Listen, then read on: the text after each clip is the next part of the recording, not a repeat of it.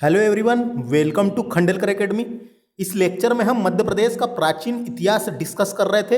इसके पहले हमने 3 पार्ट अपलोड कर दिए, आप हमारे चैनल की प्लेलिस्ट में जाके देख सकते हैं। यहाँ उसके आगे का होगा, ये पार्ट 4 होगा। मध्य प्रदेश का प्राचीन इतिहास चल रहा था, आज उसमें इंडो यवन इंडो ग्रीक आक्रमण डिस्कस करेंगे। मध्य प्रदेश में जितने भी मध्य प्रदेश से डिस्कस करेंगे, सिर्फ मध्य प्रदेश में जो भी इंपॉर्टेंट रहेंगे इतिहास से रिलेटेड वही डिस्कस करेंगे। तो आइए शुरू करते हैं देरी न करते हुए। देखिए पहले इंडो यवन आक्रमण, इंडो ग्रीक आक्रमण मध्य प्रदेश में भी हुए हैं। तो बालाघाट में, मध्य प्रदेश के बालाघाट में मीनांडर के सिक्के मिले। मीनांडर शासक था, हिंद यवन का महत्वपूर्ण शासक रहा है मीनांडर। मीनांडर के सिक्के बालाघाट में मिले हैं, ये याद रखना है। रोम देश के कुछ सिक्के मंदसौर आवरा से प्राप्त हुए हैं। रोम देश के कुछ सिक्के मंदसौर आवरा से प्राप्त हुए हैं। उसके बाद मध्य प्रदेश में शक की बात कर लेते हैं। शक, मध्य प्रदेश में शकों का शासन भी रहा है। तो मध्य प्रदेश के इतिहास में पश्चिमी भारत के शक क्षात्रपों का योगदान रहा है। शकों के एक वंश उज्जैन में भी आविर्भाव हुआ, जिसे चाष्टन वंश, कर्दमक वंश कहा जाता था। तो ये याद रखना, ये चाष्टन वंश, कर्दमक वंश कहा जाता था। चाष्टन वंश काटियावाड़ा एवं उज्जैन में शासन करता था। काटियावाड़ा और उज्जैन में शासन करता था चाष्टन वंश। कर्दमक वंश के संस्थापक चाष्टन की राजधानी उज्जैन थी। कर्दमक वंश के संस्थापक चाष्टन की राजधानी उज्जैन थी। शक नरेश मोआस व आजेश प्रथम के कुछ सिक्के इंदौर के स्वर्गीय आडनी द्वारा एकत्रित किए गए थे। तो ये आडनी ने एकत्रित किए थे, तो ये याद रखना है। शक क्षात्रपों का अभिलेख उज्जैन से मिला है। उज्जैन से मिला है शक क्षात्रपों का अभिलेख। शक संवत 107 का महाक्षत्रप रुद्र सिंह का शिलालेख खेतखेड़ी शाजापुर से मिला है। तो रुद्र सिंह का एक शिलालेख मिला है जो खेतखेड़ी शाजापुर से मिला है। नए शक वंश के शासन श्रीधर वर्मन के अभिलेख एरण तथा सांची के समीप कानाखेड़ा से प्राप्त हुए। तो श्रीधर वर्मन के अभिलेख एरण तथा सांची के समीप कानाखेड़ा से प्राप्त हुए। तो ये शक, तो शक का इतना योगदान रहा है मध्य प्रदेश में। अपन मध्य प्रदेश का ही इतिहास डिस्कस कर रहे हैं जो मध्य प्रदेश में काम आ सकता है अपने को। तो उसके बाद आगे चलते हैं अपन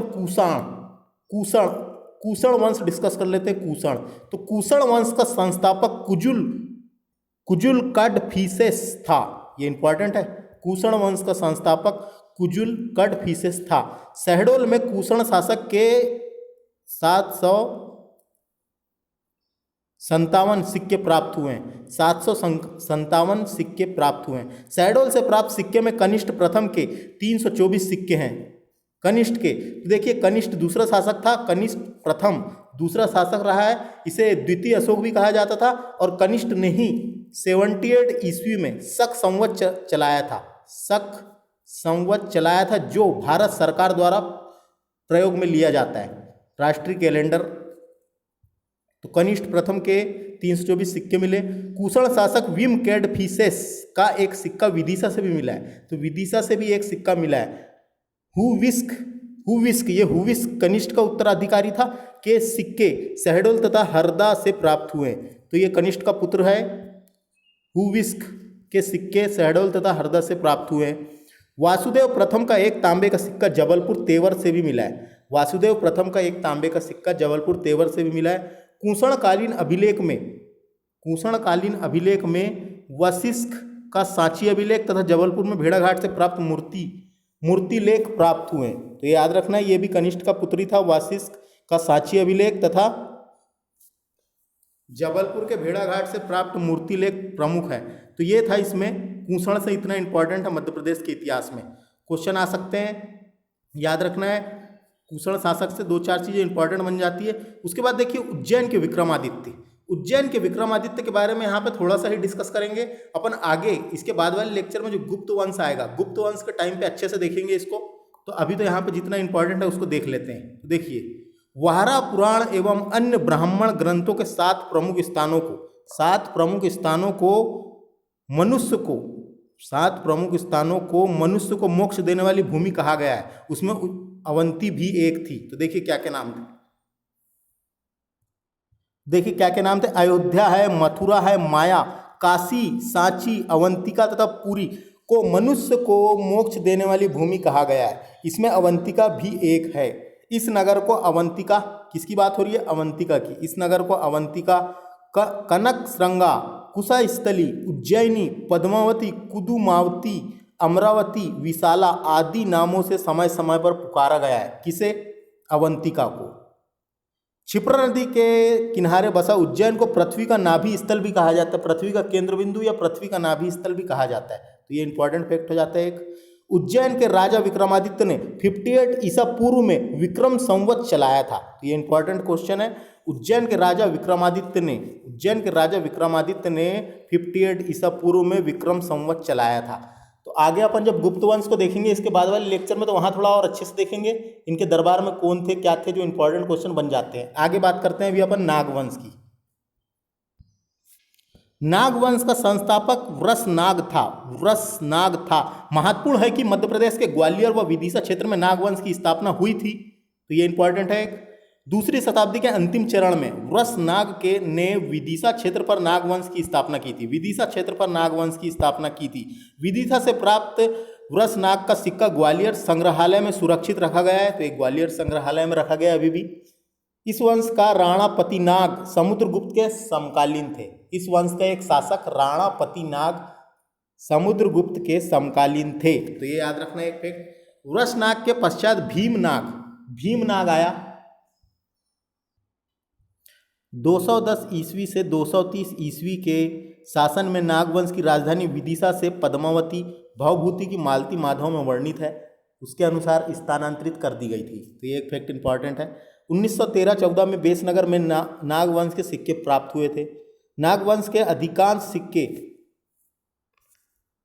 पावाया प्राचीन पद्मावती से मिले हैं, जो मुख्यतः स्कंदनाग और बृहस्पति नाग के हैं। तो ये इंपॉर्टेंट फैक्ट था। तो यहाँ से इतना ही नागवंश है। आगे चलते हैं बोधि और मगध राजवंश। बोधि वंश के 4 शासक क्रमशः श्री बोधि, वासुबोधि, चंद्रबोधि, शिवबोधि, ये 4 शासक रहे हैं क्रमशः बोधि वंश के। बोधि वंश के सिक्के जबलपुर के डॉक्टर महेश चंद्र चौबे के निजी संग्रहालय में संरक्षित है। तो वहाँ पे सिक्के रख दिए गए हैं अभी। बोधि वंश के समय ही बघेलखंड क्षेत्र पर मगध राजवंश का शासन था। तो याद रखना ये मगध राजवंश का शासन था। इसका प्रथम शासक भीमसेन था। मगध राजवंश का प्रथम शासक भीमसेन था।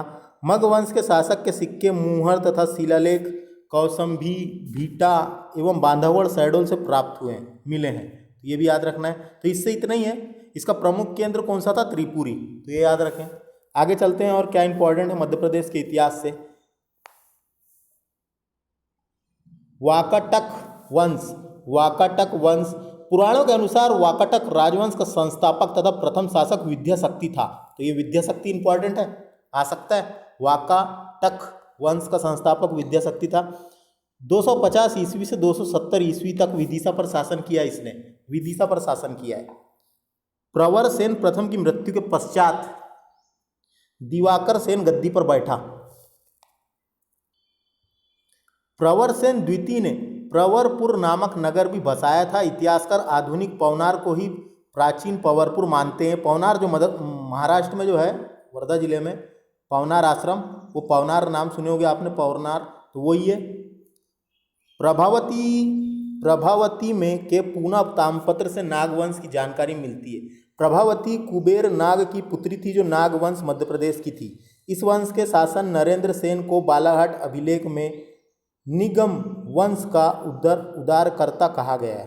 प्रवर सेन द्वितीय के 12 दान पत्रों में से 7 मध्य प्रदेश के छिंदवाड़ा, सिवनी, बैतूल, बालाघाट, दुर्ग, मंदसौर जिलों से प्राप्त हुए। तो ये याद रखना है कुछ फैक्ट, जिसे इन क्षेत्रों पर उसके अधिकार का प्रमाण मिलता है। तो इससे इतना ही वाकाटक वंश से इतना ही। आगे चलते हैं अपन अब परमार वंश। देखिए परमार वंश के बारे में यहाँ पे थोड़ा सा डिस्कस करेंगे। अगले लेक्चर में अपन परमार वंश के बारे में भी बहुत अच्छे से डिस्कस करेंगे।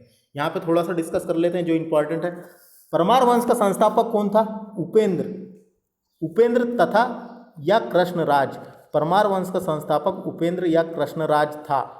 9वीं शताब्दी के पूर्वार्ध में मालवा में परमार वंश का उदय हुआ।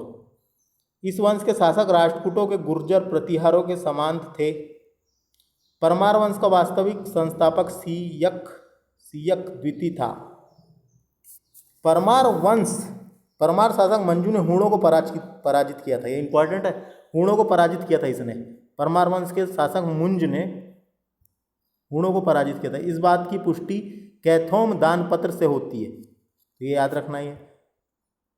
अब अवलिकर वंश देख लेते हैं। अवलिकर वंश ये इंपॉर्टेंट है। अवलिकर वंश मध्य प्रदेश। अवलिकर वंश का संस्थापक यानी अवलिकर वंश की स्थापना दसपुर मंदसौर में हुई थी। कहाँ पे हुई थी? दसपुर मंदसौर में हुई थी। इस वंश का सर्वप्रथम अभिलेख नरवर्मन के शासनकाल का है। नरवर्मन के शासनकाल का मंदसौर प्रशस्ति में यशोधर्मन के ने स्वयं को जनेन्द्र नराधिपति राजाधिराज परमेश्वर उपाधियों से अलंकृत किया है। गुप्त शासक कुमार गुप्त के समय मंदसौर में बंधुवर्मा सामंत था। कलचुरी वंश के सशक्तिकरण के समय यह वंश शून्य समाप्त हो गया।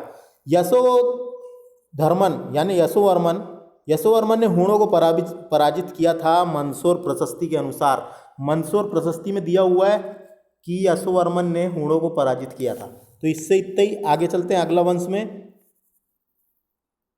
राजश्री तुलय वंश देख लेते हैं। तो इस वंश की स्थापना दक्षिण कौशल में 5वीं शताब्दी में हुई थी। भीमसेन द्वितीय, दायित प्रथम, विभीषण, भीमसेन प्रथम इस वंश के महत्वपूर्ण शासक थे। तो बस इतना याद रखना इससे। नेक्स्ट चलते हैं सरबपुरी वंश। इसका संस्थापक शंभु था। गुप्तों के समकालीन सरबपुरी पर राज्य करने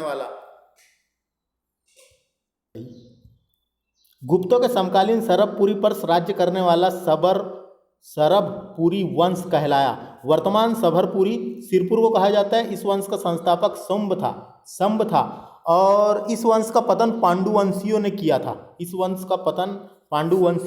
था। तो ये था हमारा पार्ट 4 इतिहास का, जिसमें हमने हिंद यवन आक्रमण जो हुए थे उससे रिलेटेड शासन डिस्कस किए हैं, जो कर रहा है। तो इसके आगे और अच्छे से डिस्कस करेंगे अपन। इसके आगे का जो पार्ट 5 होगा। आपको हमारा लेक्चर कैसा लगा आप हमें कमेंट करके बता सकते हैं। सब्सक्राइब करना बिल्कुल ना भूलें। नमस्ते।